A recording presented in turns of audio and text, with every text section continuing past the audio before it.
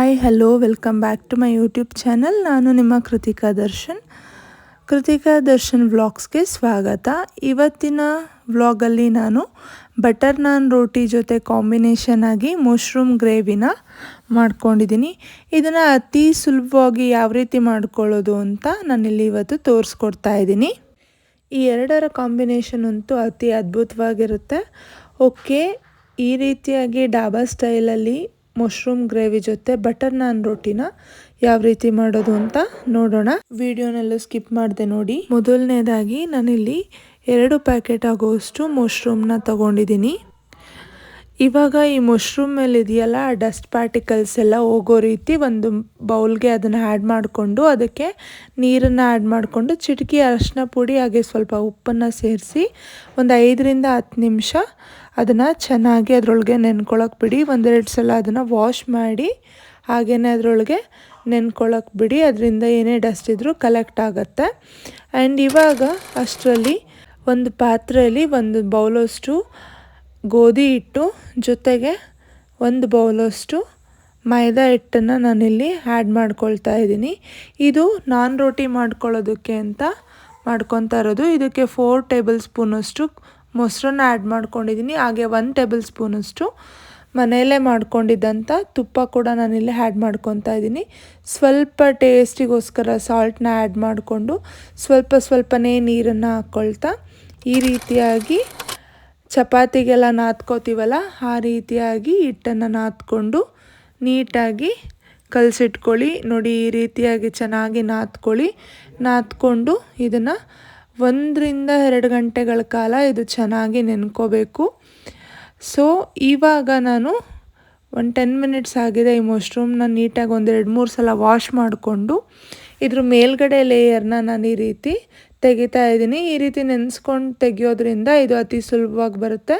ಇದರಿಂದ ಮಶ್ರೂಮ್ ತುಂಬಾ ನೀಟಾಗಿ ಕ್ಲೀನ್ ಆಗುತ್ತೆ. ಇದೇ ರೀತಿ ನಾನು ಎಲ್ಲ ಮಶ್ರೂಮ್ದು ಸಿಪ್ಪೆಗಳನ್ನ ಬಿಡಿಸಿ ನನಗೆ ಯಾವ ಸೈಜಲ್ಲಿ ಬೇಕೋ ಆ ಸೈಜಲ್ಲಿ ಇದನ್ನು ಹೆಚ್ಚಿಟ್ಕೊಳ್ತಾ ಇದ್ದೀನಿ.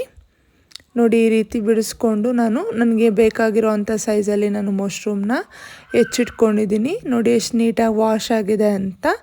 ಸೊ ಇವಾಗ ಒಂದು ಗ್ಯಾಸ್ ಸ್ಟವ್ನ ಆನ್ ಮಾಡಿಕೊಂಡು ಒಂದು ಬಾಣಲಿನ ಬಿಸಿಗಿಟ್ಕೊಳ್ತಾ ಇದ್ದೀನಿ.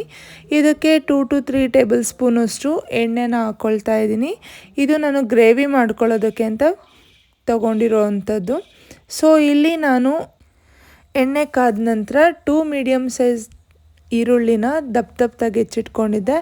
ಅದನ್ನು ಆ್ಯಡ್ ಮಾಡಿಕೊಂಡು ಚೆನ್ನಾಗಿ ಫ್ರೈ ಮಾಡ್ಕೊಳ್ತಾ ಇದ್ದೀನಿ. ನೋಡಿ, ಈ ರೀತಿ ಫ್ರೈ ಮಾಡ್ಕೊಳ್ಳಿ. ಇವಾಗ ಇದಕ್ಕೆ 1 ಗೆಡ್ಡೆಯಷ್ಟು ಬೆಳ್ಳುಳ್ಳಿನ ನಾನು ಬಿಡಿಸಿಟ್ಕೊಂಡಿದ್ದೆ. ಹಾಗೆ 1 ಇಂಚಷ್ಟು ಶುಂಠಿ ಕೂಡ ನಾನಿಲ್ಲಿ ಆ್ಯಡ್ ಮಾಡ್ಕೊಳ್ತಾ ಇದ್ದೀನಿ. ಅದು ಕೂಡ ಹಸಿ ಸ್ಮೆಲ್ ಹೋಗೋ ತನಕ ನೀಟಾಗಿ ಫ್ರೈ ಮಾಡ್ಕೊಳ್ಳಿ. ಹಾಗೆಯೇ 2 ಮೀಡಿಯಮ್ ಸೈಜ್ ಟೊಮೆಟೊನ ದಪ್ಪದಾಗಿ ಹೆಚ್ಚಿಟ್ಕೊಂಡಿದ್ದೆ. ಅದನ್ನು ಕೂಡ ನಾನಿಲ್ಲಿ ಆ್ಯಡ್ ಮಾಡ್ಕೊಳ್ತಾ ಇದ್ದೀನಿ. ಈ ರೀತಿ ಆ್ಯಡ್ ಮಾಡಿಕೊಂಡು ಚೆನ್ನಾಗಿ ಎಣ್ಣೆಲಿ ಫ್ರೈ ಮಾಡ್ಕೊಳ್ಳಿ. ಈ ರೀತಿ ಫ್ರೈ ಮಾಡಿಕೊಂಡು ಮಾಡೋದ್ರಿಂದ ಗ್ರೇವಿ ತುಂಬಾ ಟೇಸ್ಟಿಯಾಗಿರುತ್ತೆ. ಆ್ಯಂಡ್ ಇವಾಗ ಇದಕ್ಕೆ 2 ಏಲಕ್ಕಿ, 3 ಲವಂಗ ಹಾಗೆ ಸ್ವಲ್ಪ ಚಕ್ಕೆನೂ ಕೂಡ ನಾನಿಲ್ಲಿ ಆ್ಯಡ್ ಮಾಡ್ಕೊಳ್ತಾ ಇದ್ದೀನಿ. ಅದನ್ನು ಕೂಡ ನೀಟಾಗಿ ಫ್ರೈ ಮಾಡ್ಕೊಳ್ಳಿ. ಹಾಗೆ 7 ರಿಂದ 8 ಗೋಡಂಬಿನ ನಾನಿಲ್ಲಿ ಆ್ಯಡ್ ಮಾಡ್ತಾಯಿದ್ದೀನಿ. ಇದರಿಂದ ಗ್ರೇವಿ ಥಿಕ್ನೆಸ್ ಚೆನ್ನಾಗಿರುತ್ತೆ. ಹಾಗೆಯೇ ಡಾಬಾ ಸ್ಟೈಲಲ್ಲಿ ಟೇಸ್ಟ್ ಇರುತ್ತೆ. ಇವಾಗ ಇದನ್ನು ಸ್ಟವ್ ಆಫ್ ಮಾಡಿಕೊಂಡು ತಣ್ಣಗಾದ ನಂತರ ನುಣ್ಣಗೆ ರುಬ್ಕೋಬೇಕಾಗತ್ತೆ. ಇವಾಗ ಮತ್ತೆ ಗ್ಯಾಸ್ ಸ್ಟವ್ನ ಆನ್ ಮಾಡಿಕೊಂಡು ಅದೇ ಬಾಣಲಿಗೆ ಸ್ವಲ್ಪ ಎಣ್ಣೆನ ಆ್ಯಡ್ ಮಾಡಿಕೊಂಡು ಕಟ್ ಮಾಡ್ಕೊಂಡಿರೋವಂಥ ಮಶ್ರೂಮ್ನ ಆ್ಯಡ್ ಮಾಡ್ಕೊಳ್ಳಿ. ಸೊ ಈ ರೀತಿ ಮಶ್ರೂಮ್ನ ಆ್ಯಡ್ ಮಾಡಿಕೊಂಡು ಚಿಟಿಕೆ ಅರಿಶಿನ ಪುಡಿನ ಹಾಕ್ಕೊಂಡು ಅದನ್ನು ನೀಟಾಗಿ ಫ್ರೈ ಮಾಡ್ಕೊಳ್ಳಿ. ಈ ರೀತಿ ಎಣ್ಣೆಲೆ ಮಶ್ರೂಮ್ನ ಫ್ರೈ ಮಾಡೋದ್ರಿಂದ ಗ್ರೇವಿ ತುಂಬಾ ಟೇಸ್ಟಿಯಾಗಿರುತ್ತೆ. ಮಶ್ರೂಮ್ ಕೂಡ ಚೆನ್ನಾಗಿ ಉಪ್ಪು ಖಾರ ಎಲ್ಲ ಅಂಟ್ಕೊಳ್ಳುತ್ತೆ. ಸೊ ಈ ರೀತಿ ನೀಟಾಗಿ ಫಸ್ಟೇ 1 ಸಲ ಮಶ್ರೂಮ್ನ ಫ್ರೈ ಮಾಡಿಕೊಂಡು ತೆಗೆದಿಟ್ಕೊಳ್ಳಿ. ಇವಾಗ ತಣ್ಣಗಾದಂಥ ಪದಾರ್ಥನ ಮಿಕ್ಸಿ ಜಾರಲ್ಲಿ ಹಾಕ್ಕೊಂಡು ಸ್ವಲ್ಪ ಕೊತ್ತಂಬರಿ ಸೊಪ್ಪನ್ನ ಆ್ಯಡ್ ಮಾಡಿಕೊಂಡು ನೀರನ್ನು ಸೇರಿಸ್ದಂಗೆ ನೋಡಿ ಈ ರೀತಿಯಾಗಿ ನುಣ್ಣಗೆ ರುಬ್ಬಿಟ್ಕೊಂಡಿದ್ದೀನಿ. ಸೊ ಇವಾಗ ನಾನು ಒಂದು ಸ್ಟವ್ನ ಆನ್ ಮಾಡಿಕೊಂಡು ಅದೇ ಬಾಣಲಿನ ಮತ್ತೆ ಬಿಸಿಗಿಟ್ಕೊಂಡು 1 ಟೇಬಲ್ ಸ್ಪೂನಷ್ಟು ಬೆಣ್ಣೆನ ಹಾಕ್ಕೊಳ್ತಾ ಇದ್ದೀನಿ. ಸ್ವಲ್ಪ ಬೆಣ್ಣೆ ಕರಗಿದ ನಂತರ ಚಿಕ್ಕದಾಗಿ ಹೆಚ್ಚಿಟ್ಕೊಂಡಿರೋವಂಥ ಈರುಳ್ಳಿ ಹಾಗೆ 2 ಹಸಿರು ಮೆಣಸಿನ್ಕಾಯಿನ ಸೀಳಿ ಹಾಕಿದ್ದೀನಿ ನಾನಿಲ್ಲಿ. ನೋಡಿ, ಇದು ಚೆನ್ನಾಗಿ ಫ್ರೈ ಆಗಬೇಕು. ಇದು ಫ್ರೈ ಆಗ್ತಿದೆ ಅಂತ ಅನ್ನಿಸ್ದಾಗ, ಕಲರ್ ಚೇಂಜ್ ಆಗಿದೆ ಅಂತ ಅನ್ನಿಸ್ದಾಗ 2 ಟೇಬಲ್ ಸ್ಪೂನಷ್ಟು ಧನಿಯಾ ಪೌಡರ್ ಹಾಗೆ 2 ಟೇಬಲ್ ಸ್ಪೂನಷ್ಟು ಚಿಲ್ಲಿ ಪೌಡರ್ನ ಆ್ಯಡ್ ಮಾಡ್ಕೊಳ್ತಾ ಇದ್ದೀನಿ. ಈ ರೀತಿ ಮಾಡ್ಕೊಳ್ಳುವಾಗ ಫ್ಲೇಮ್ ಯಾವಾಗಲೂ ಲೋ ಆಗೇ ಇರಬೇಕು. ಹಾಗೆ 1/4 ಟೇಬಲ್ ಸ್ಪೂನಷ್ಟು ಗರಂ ಮಸಾಲನೂ ಕೂಡ ನಾನಿಲ್ಲಿ ಆ್ಯಡ್ ಮಾಡ್ಕೊಳ್ತಾ ಇದ್ದೀನಿ. ಇವಾಗ ಇದಕ್ಕೆ ರುಬ್ಬಿಟ್ಕೊಂಡಿರೋವಂಥ ಮಸಾಲೆನ ಆ್ಯಡ್ ಮಾಡಿ ಹಸಿ ವಾಸನೆ ಹೋಗೋ ತನಕ ಮಧ್ಯೆ ಮಧ್ಯೆ ಕೈ ಆಡಿಸ್ಕೊತ ಇದನ್ನು ನೀಟಾಗಿ ಬೇಯಿಸ್ಕೊಳ್ಳಿ. ಈ ರೀತಿ ಮಸಾಲೆನ ಆದಷ್ಟು ನೀರು ಹಾಕ್ದೇ ಸ್ವಲ್ಪ ಬೇಯಿಸ್ಕೊಂಡು ಆನಂತರ ಮಿಕ್ಸಿನ ನೀರು ಹಾಕಿ ಕ್ಲೀನ್ ಮಾಡಿಕೊಂಡು ಆ ನೀರನ್ನು ಕೂಡ ಇಲ್ಲಿ ನಾನು ಆ್ಯಡ್ ಮಾಡ್ಕೊತಾ ಇದ್ದೀನಿ.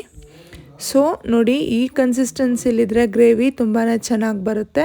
ಆದಷ್ಟು ತಿಕ್ಕಾಗೇ ಇರಲಿ ಗ್ರೇವಿ, ಯಾಕೆಂದರೆ ನಾನ್ ರೋಟಿ ಜೊತೆಗೆ ಸ್ವಲ್ಪ ಗ್ರೇವಿ ತಿಕ್ನೆಸ್ ಇರಬೇಕು. ಈ ಹಂತದಲ್ಲಿದ್ದಾಗ ಈ ರೀತಿ ಕುದಿ ಬರಲಿಕ್ಕೆ ಸ್ಟಾರ್ಟ್ ಆದಾಗ ರುಚಿಗೆ ತಕ್ಕಷ್ಟು ಉಪ್ಪನ್ನು ಆ್ಯಡ್ ಮಾಡ್ಕೊಳ್ಳಿ. ಹಾಗೆಯೇ ಮಶ್ರೂಮ್ನ ಕೂಡ ಆ್ಯಡ್ ಮಾಡ್ಕೊಳ್ಳಿ. ನೋಡಿ, ಈ ರೀತಿ ಮಶ್ರೂಮ್ನ ಫಸ್ಟ್ ಆ್ಯಡ್ ಮಾಡಿಬಿಟ್ಟು ಒಂದು ಸಲ ನೀಟಾಗಿ ಕೈ ಆಡಿಸ್ಕೊಳ್ಳಿ. ಇವಾಗ ಇದಕ್ಕೆ ರುಚಿಗೆ ತಕ್ಕಷ್ಟು ಉಪ್ಪನ್ನು ಆ್ಯಡ್ ಮಾಡ್ತಾಯಿದ್ದೀನಿ. ನೋಡಿ, ಈ ರೀತಿ ಉಪ್ಪನ್ನು ಆ್ಯಡ್ ಮಾಡಿಕೊಂಡು ಒಂದು ಸಲ ನೀಟಾಗಿ ತಿರುಗಿಸ್ಕೊಳ್ಳಿ. ಸೊ ಈ ರೀತಿ ಮಾಡೋದ್ರಿಂದ ಗ್ರೇವಿ ತುಂಬಾ ಟೇಸ್ಟಿಯಾಗಿ ತಿಕ್ಕಾಗಿ ಚೆನ್ನಾಗಿ ಬರುತ್ತೆ. ಇದು ಒಂದು ಸಲ ಕುದಿಲಿಕ್ಕೆ ಅಂತ ಸ್ಟಾರ್ಟ್ ಆದಾಗ ಇದಕ್ಕೆ ನಾವು ಕಸ್ತೂರಿ ಮೇಥಿನ ಆ್ಯಡ್ ಮಾಡಬೇಕಾಗುತ್ತೆ. ಕಸ್ತೂರಿ ಮೇಥಿ ಆಪ್ಷನಲ್, ಆ್ಯಕ್ಚುಲಿ ನಿಮ್ಮ ಹತ್ರ ಇದ್ದರೆ ಆ್ಯಡ್ ಮಾಡ್ಕೊಳ್ಳಿ, ಅದರ್ವೈಸ್ ಓಕೆ. ಈಗ ನೋಡಿ, ಕಸ್ತೂರಿ ಮೇಥಿನ ನಾನಿಲ್ಲಿ ಆ್ಯಡ್ ಮಾಡ್ತಾಯಿದ್ದೀನಿ. ಇದನ್ನು ಕೂಡ ಆ್ಯಡ್ ಮಾಡಿದಾದ್ಮೇಲೆ ನೀಟಾಗಿ ತಿರುಗಿಸ್ಕೊಂಡು ಕೈ ಆಡಿಸ್ಕೊಳ್ತಾ ಇದ್ದೀನಿ. ಈ ರೀತಿ ಕೈ ಆಡಿಸ್ಕೊಂಡ್ಮೇಲೆ ನಾನು ಇದಕ್ಕೆ ಒಂದು 2 to 3 ಟೇಬಲ್ ಸ್ಪೂನಷ್ಟು ಫ್ರೆಶ್ ಕ್ರೀಮ್ನ ಕೂಡ ಆ್ಯಡ್ ಮಾಡ್ತಾಯಿದ್ದೀನಿ. ಈ ರೀತಿ ಫ್ರೆಶ್ ಕ್ರೀಮ್ನ ಆ್ಯಡ್ ಮಾಡಿಬಿಟ್ಟು ಫ್ಲೇಮ್ನ ಆಫ್ ಮಾಡಿಬಿಡಿ. ಈ ರೀತಿ ಫ್ಲೇಮ್ನ ಆಫ್ ಮಾಡಿಕೊಂಡು ಒಂದು ಸಲ ನೀಟಾಗಿ ಮಿಕ್ಸ್ ಮಾಡಿಕೊಂಡ್ರೆ ಬಟರ್ ನಾನ್ ರೋಟಿ ಜೊತೆ ಕಾಂಬಿನೇಷನ್ ಆಗಿ ಮಶ್ರೂಮ್ ಗ್ರೇವಿ ಅತಿ ಸುಲಭವಾಗಿ ಸುಂದರವಾಗಿ ಘಮ ಘಮ ಅಂತ ರೆಡಿಯಾಗಿದೆ. ಸೊ ಇವಾಗ ನಾನ್ ರೋಟಿನ ಯಾವ ರೀತಿ ಮಾಡೋದು ನೋಡೋಣ ಬನ್ನಿ. ಈಗ ನೆನೆಸಿಟ್ಕೊಂಡಿರೋ ಅಂಥ ಹಿಟ್ಟಲ್ಲಿ ನಾನು ಸ್ವಲ್ಪನೇ ಪ್ರಮಾಣದಷ್ಟು ತಗೊಂಡು ಮೈದಾ ಹಿಟ್ಟಲ್ಲಿ ಹತ್ಕೊಂಡು ಅದನ್ನು ನಾನು ಲಟ್ಟಿಸ್ಕೊಳ್ತಾ ಇದ್ದೀನಿ. ನೋಡಿ, ಈ ರೀತಿಯಾಗಿ ಲಟ್ಟಿಸ್ಕೋಬೇಕಾಗತ್ತೆ. ಅತಿ ತೆಳುವಾಗಿನೂ ಕೂಡ ಲಟ್ಟಿಸ್ಕೊಳ್ಳೋಕೆ ಹೋಗಬೇಡಿ, ಹಾಗೆಯೇ ತುಂಬ ದಪ್ಪದಾಗಿನೂ ಕೂಡ ಲಟ್ಟಿಸ್ಕೊಳ್ಬಾರ್ದು. ನೋಡಿಕೊಂಡು ಒಂದು ಮೀಡಿಯಮ್ ಸೈಜಲ್ಲಿ ಲಟ್ಟಿಸ್ಕೋಬೇಕಾಗತ್ತೆ. ಈ ರೀತಿ ನಿಧಾನವಾಗಿ ಲಟ್ಟಿಸ್ಕೊಳ್ಳಿ.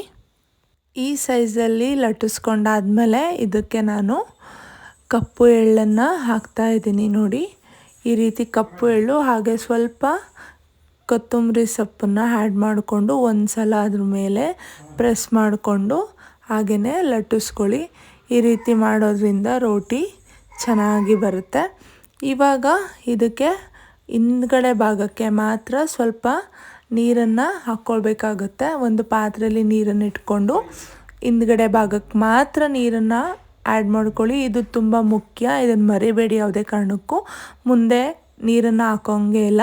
ಇವಾಗ ಒಂದು ಸ್ಟವ್ನ ಆನ್ ಮಾಡಿಕೊಂಡು ತವಾನ ಒಂದು 5 ರಿಂದ 6 ನಿಮಿಷ ಕಾಯಿಸ್ಕೊಳ್ಳಿ. ತವ ಕಾದಿದೆ ಅಂತ ಅಂದಾಗ ನಾವು ಮಾಡ್ಕೊಂಡಂಥ ರೋಟಿನ ಹಾಕ್ಕೊಳ್ತಾ ಇದ್ದೀವಿ. ಈಗ ಇದ್ರ ಮೇಲೆ ನಾನು ಒಂದು ಸ್ಪೂನಲ್ಲಿ ಬೆಣ್ಣೆನ ಹಚ್ಕೊಂಡು ಹಚ್ತಾ ಇದ್ದೀನಿ. ನೋಡಿ, ಈ ರೀತಿ ಉಬ್ಬಿ ಬರಬೇಕು. ಈ ರೀತಿ ಬಬಲ್ಸ್ ಥರ ಉಬ್ಬಿ ಬಂದಾಗ ರೋಟಿ ಪರ್ಫೆಕ್ಟಾಗಿ ರೆಡಿಯಾಗಿದೆ ಅಂತ ಅರ್ಥ. ಇದೇ ವಿಧಾನದಲ್ಲಿ ನಾನು ಉಳಿದಂಥ ಎಲ್ಲ ರೋಟಿನೂ ಬೇಯಿಸ್ಕೊಳ್ತಾ ಇದ್ದೀನಿ.